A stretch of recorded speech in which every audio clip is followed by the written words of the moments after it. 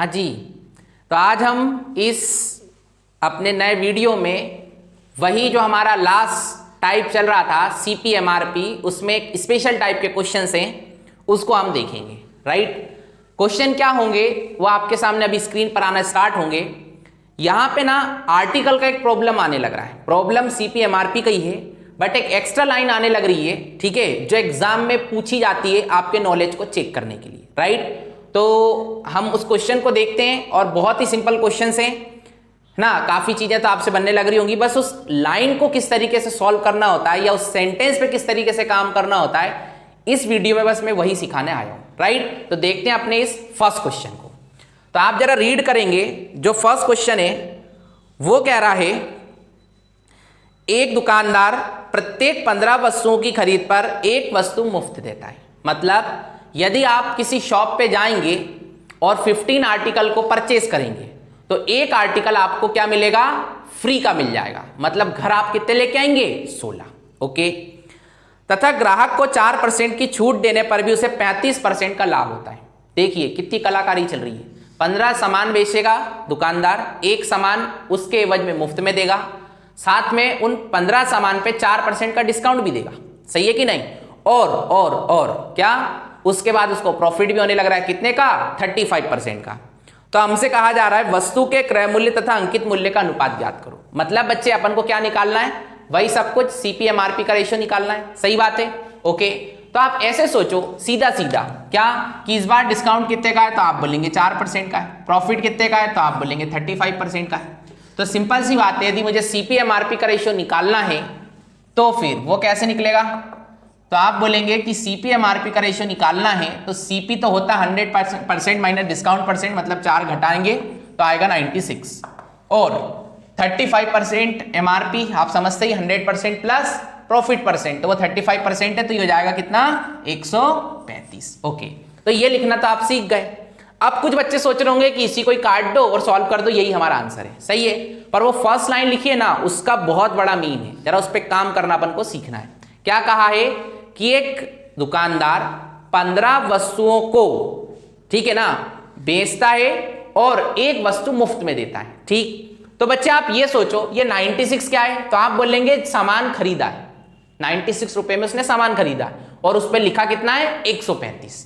तो आप जरा ऐसे सोचो कि भाई जो कस्टमर है वो जो पेमेंट करने लग रहा है वो कितने की कर रहा है, तो आप बोलेंगे सर 15 की कर रहा है। ठीक, और सामान कितने ले जा रहा है, तो आप बोलेंगे 16 ले जा रहा है।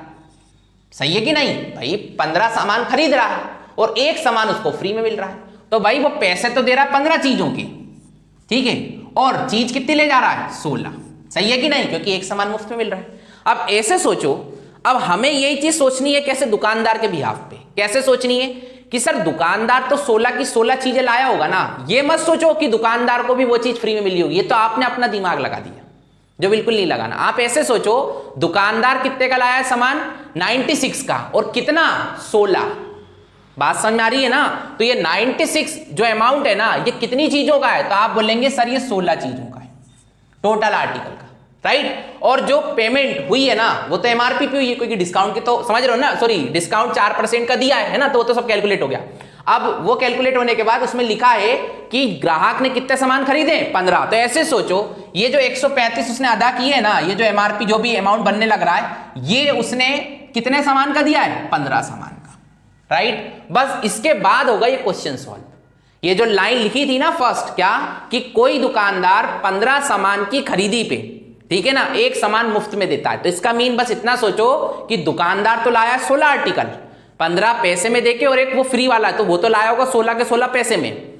और जो कस्टमर है ना, ठीक है, या जो उसने सेल किया है ना, या फिर दुकानदार ने जो सेल किया है वो किए 15 सामान, एक तो फ्री का है। तो ऐसे सोचेंगे 96 रुपए का जो सामान लाया वो 16 सामान की कीमत है, और जो उसको 135 मिलने लग रहा है ना, ठीक है ना, वो क्या मिलने लग रहा है, 15 सामान की कीमत। सही है कि नहीं? तो बस सर इसको सॉल्व कर देंगे। 16 से 96 जाएगा कितनी बार, ये जाएगा आपका 6 बार। ओके, और ये कितनी बार जाएगा आपका, तो ये जाएगा 9 बार। तो रेशियो क्या आएगा, 2:3।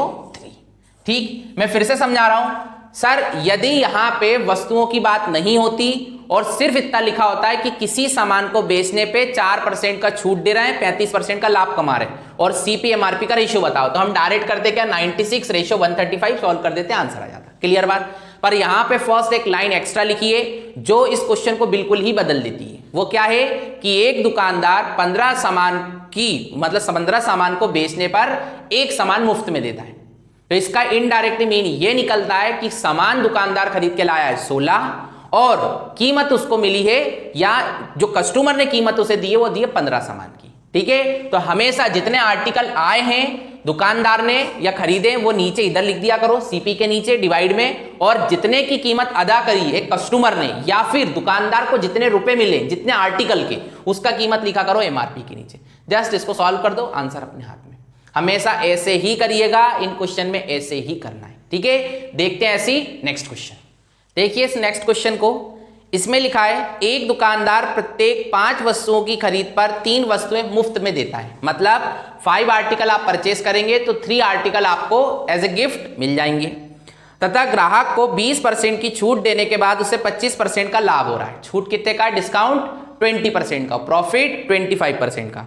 तो वस्तु के क्रय मूल्य तथा अंकित मूल्य का अनुपात ज्ञात करो। ठीक है, तो ऐसे सोचो कि डिस्काउंट कितने का है तो आप बोलेंगे 20% का है, प्रॉफिट कितने का है तो आप बोलेंगे 25% का है, सामान कितने ले रहे हो तो आप बोलेंगे 5 ले रहे हैं, और कितने फ्री मिल रहे हैं तो 3 फ्री मिल रहे हैं। ओके, तो बस इतना सोचो, ये डिस्काउंट परसेंट है, प्रॉफिट परसेंट है, हमने CP/MRP का रेशियो निकालना पड़ता है, जो पहला वाला कैसे आता है 100 में से माइनस करके, तो 100 में से 20 जाएगा, कितना आएगा 80, और दूसरा वाला यहाँ का वैल्यू कैसे आता है 100 में इसको जोड़ के प्रॉफिट परसेंट को, तो आ रहा है कितना 125। ओके, ये सर CP और ये MRP, ये सब चीजें आप जानते हैं। अब ऐसे सोचो 5 सामान खरीद रहे हो और 3 सामान मुफ्त में मिल रहे हैं, तो सर जो दुकानदार होगा वो तो 8 के 8 सामान खरीद के लाया होगा, 5 तो वो दे रहा है और 3 फ्री भी तो दे रहा है, तो टोटल सामान कितने हैं 8। और जो पैसे ले रहा है वो किसके ले रहा है? जिनको बेच रहा है, और बेच कितने रहा है 5, क्योंकि 3 तो फ्री में दे रहा है, तो ये कितने क्या है 5 का। बस सर इसको सॉल्व कर लीजिए, इसको इससे काटेंगे 10 आएगा,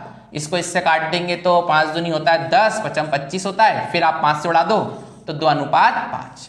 तो CP/MRP का रेशियो बच्चे क्या आएगा 2:5, राइट। फिर से कह रहा हूं, ये क्वेश्चन सिर्फ और सिर्फ ये जो फर्स्ट लाइन लिखी है ना, 5 सामान बेचने पे है ना, प्रत्येक 5 वस्तुएं बेचने पे 3 वस्तुएं मुफ्त मिल रही, सिर्फ इसी लाइन को बच्चे गलत कर जाते हैं, इसीलिए क्वेश्चंस बनाए गए।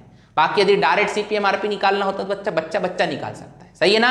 पर यदि ये लाइन दे दी जाती है तो बच्चे थोड़े से कंफ्यूज हो जाते हैं, तो इसको ऐसे ही करिएगा, कभी भी कहीं भी गलती होने का कोई चांस नहीं है। ठीक है, देखते हैं ऐसी एक और क्वेश्चन। देखिए इस वीडियो का ये लास्ट क्वेश्चन, इसमें लिखा है एक दुकानदार प्रत्येक 12 वस्तुओं की खरीद पर 4 वस्तु मुफ्त देता है। ओके, फिर कह रहा है तथा ग्राहक को 20% की छूट देने पर भी उसे 20% का लाभ होता है। ठीक है, तो वस्तु के क्रय मूल्य तथा अंकित मूल्य का अनुपात क्या होगा। ठीक है, अब फिर से इस क्वेश्चन को मैं अपने शब्दों में समझा रहा हूं, इस बार मैं वही लिखूंगा जो एग्जाम हॉल में आपको लिखना है। ठीक है, बस बाकी चीजें हम ओरली डिस्कस कर रहे होंगे। छूट कितने का है तो आप बोलेंगे 20% का, प्रॉफिट कितने का है तो आप बोलेंगे 20% का, सामान कितने दुकानदार बेच रहा है तो आप बोलेंगे 12, और कितने फ्री दे रहा है तो 4। क्लियर बात। तो बस ऐसे सोचो CP/MRP का रेशियो इस बार निकलेगा कैसे, तो जो CP निकलता है वो 100 से कम, तो इस बार 20% की छूट है तो इधर तो आएगा 80, और प्रॉफिट कितने का 20% का, 100 में जोड़ते हैं तो ये आएगा 120। इतना तो आप बच्चों को समझ में आया होगा, गुड। अब यदि इतना समझ में आया तो सोचो सामान आप बेच कितने रहे हो तो आप बोलेंगे सर 12, और फ्री कितने दे रहे हो तो 4। तो भाई जो दुकानदार है वो तो आखिर 16 के 16 लाया होगा ना, 12 समझ रहे हो ना, और 4 वो भी तो लाया होगा जो फ्री में दे रहा है, तो ये कितने की कीमत है 16 की। और जो कस्टमर से वो कीमत ले रहा है वो कितने की ले रहा है, जो बेच रहा है, बेच कितने रहा है 12। तो बस बाकी सारी चीजें आप समझते हो, ये कटेगा 5 बार और ये इससे उड़ेगा कितनी 10 बार, तो रेशियो आ गया कितना 1:2। पेपर हॉल में सिर्फ ये लिखना है, सिर्फ ये, वो भी बहुत फास्ट। ठीक है, तो इस तरीके से स्पीड बनती है, एग्जाम निकलते हैं, कॉन्फिडेंस आता है और लगता है कि जिंदगी में कुछ कर सकते हैं। ठीक है, आज के लिए इस वीडियो में इतना ही रखता हूं। फिर से वही बात, मेरे वीडियो को लाइक करो, कोई प्रॉब्लम हो, कुछ ना समझ आया हो कमेंट कर सकते हैं आप, और चैनल को सब्सक्राइब कीजिए, और प्लस नोटिफिकेशन के लिए जो बेल आइकॉन होता है ना उसको जरूर प्रेस करके रखो, क्योंकि काफी बच्चे नहीं करते हैं, जिसके कारण राइट टाइम पे आपको इंफॉर्मेशन मिल ही नहीं पाती है ना। तो भाई कुछ जो YouTube का एक होता है फंडा, उस पर वर्क भी करो है ना, तभी हम भी सक्सेस होंगे और आपको भी मजा आएगा। ठीक है, आज के लिए इतना ही रखते हैं। नेक्स्ट वीडियो में किसी अच्छे टाइप पे डिस्कस कर रहे होंगे प्रॉफिट एंड लॉस के। Thank you.